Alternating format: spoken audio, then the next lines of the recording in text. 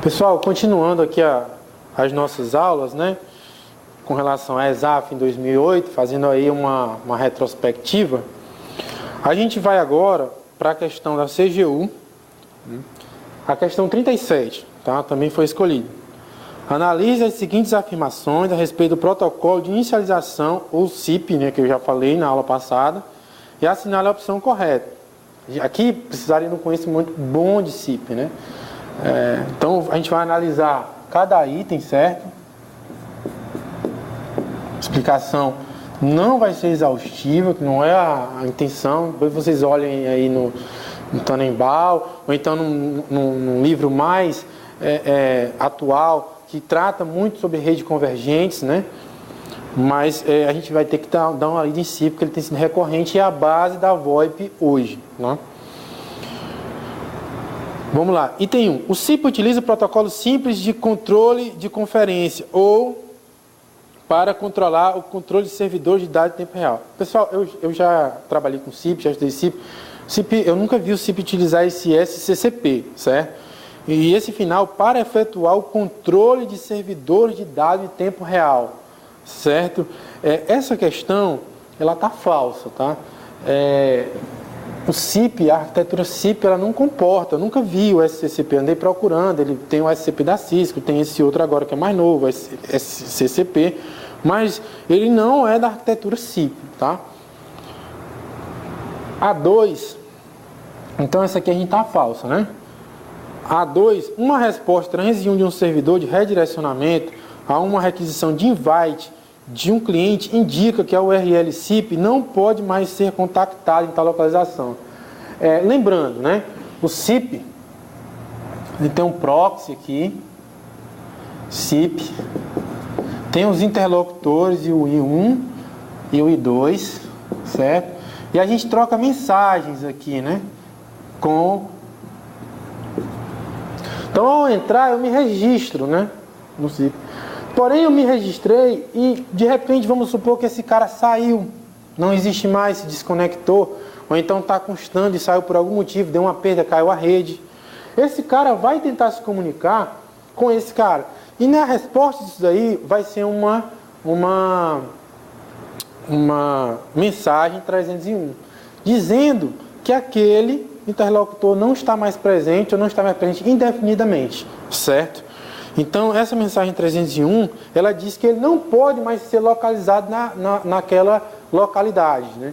É como se a gente estivesse requerendo lá uma determinada página e aquela página, o servidor caiu, né? Ele consta no DNS, mas na hora que eu vou acessar, ele me devolve um erro, certo? Aqui, no caso do CIP, no 301, seria a mesma coisa.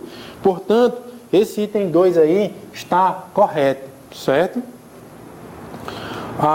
As requisições e respostas CIP são autenticadas por meio de assinatura digital, utilizando o campo Authorization do cabeçalho CIP. Essa aqui, pessoal, também está certa.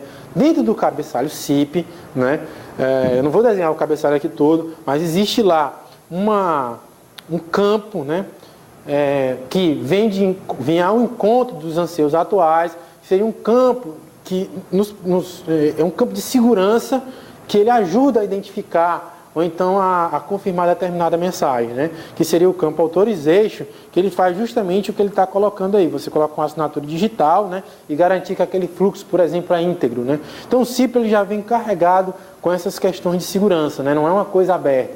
E ele também é escalável, ok?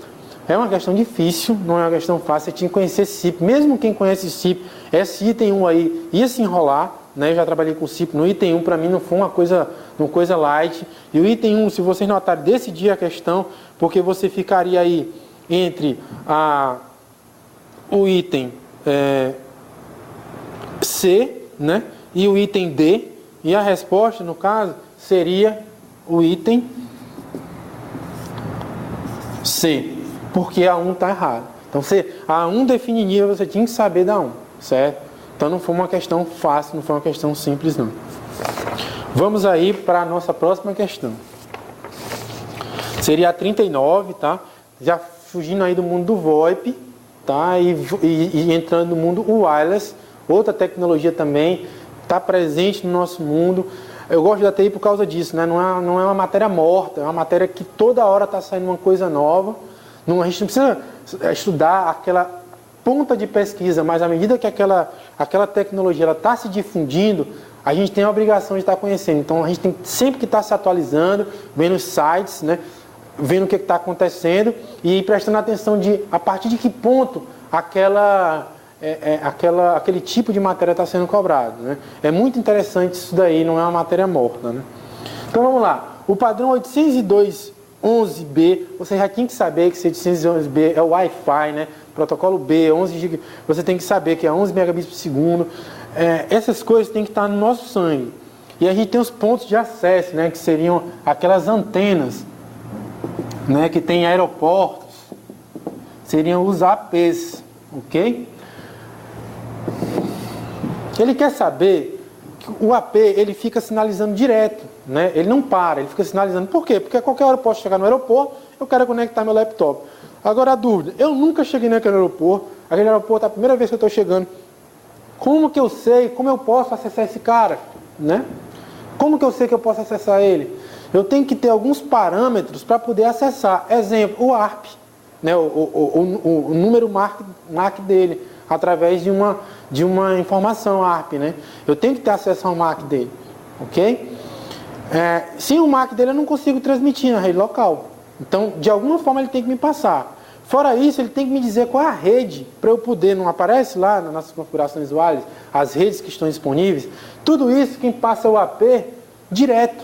Então, ele passa o SSID, né, que seria o identifier da rede, que é aquele nome da rede que aparece para a gente, mais o MAC dele, certo?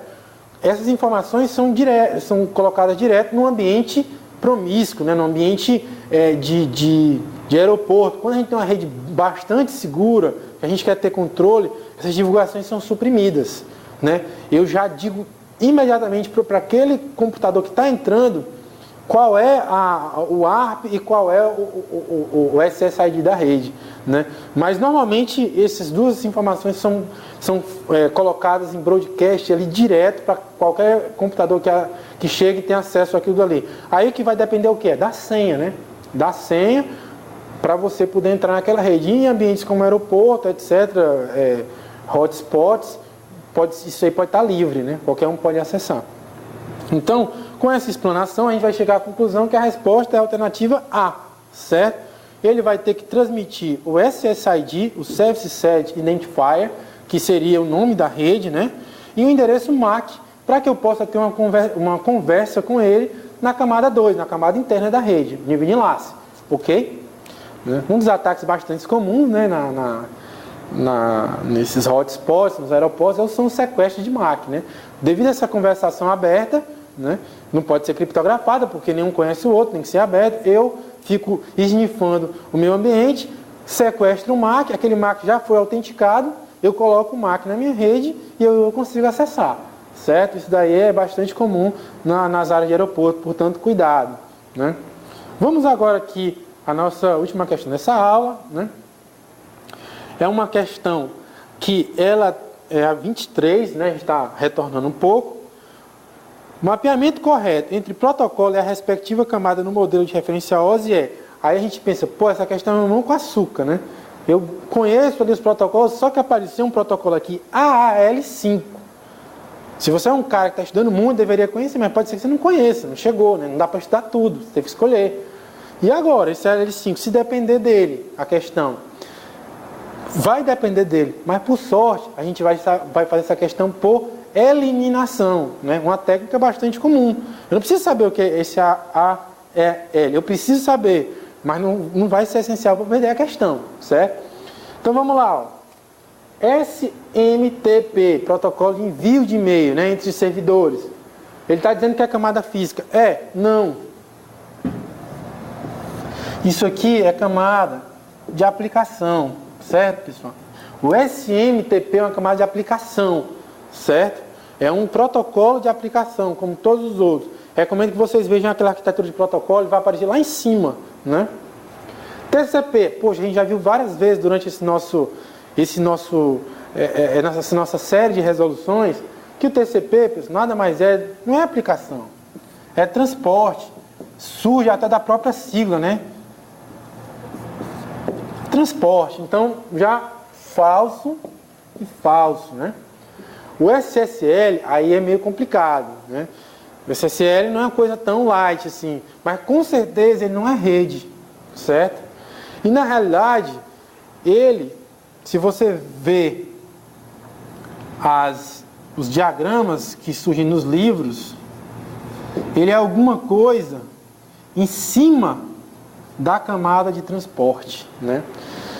Certo? Então, nem rede ele é, também não é correto chamar ele um protocolo de transporte, certo? Então, ele é alguma coisa acima, seria alguma coisa como seção, mas aqui a gente está tratando da pilha TCP, certo? O que interessa é que se você soubesse que ele atua em cima do transporte, você já matava que isso aqui também está falso. O UDP, mais uma vez, né? Não é enlace, é o que? Transporte, só que não orientado à conexão e não confirmado. Também não tinha erro. Ora, eu não sei o que é AL5, certo? Mas não tinha jeito, né? É por eliminação. Essas outras eu tenho certeza. Eu não tenho certeza dessa, felizmente não é CESP, né? Não é certo nem errado, é ESAF, eu tenho que marcar uma. Eu não vou deixar de marcar a E, certo? E só lembrando, né? O AAL seria ATM Adaptation Layer. E essa ATM Adaptation Layer, ela tem várias, né? Por isso que o número 5 aqui. Então, ela tem várias camadas. Isso daí precisaria a gente estar estudando a arquitetura ATM, né? Para isso. Porém, a arquitetura ATM, ela é uma arquitetura completa. Hoje a gente usa ATM, usa só as camadas inferiores. As camadas superiores a gente não usa mais. Só em alguns lugares, né? Restrito a alguns servidores. Então, mas, felizmente, a gente conseguiria fazer por eliminação. E a nossa resposta seria a resposta Ok, pessoal? Tá? Aí a gente acaba aí a questão 23, tá? Até a próxima.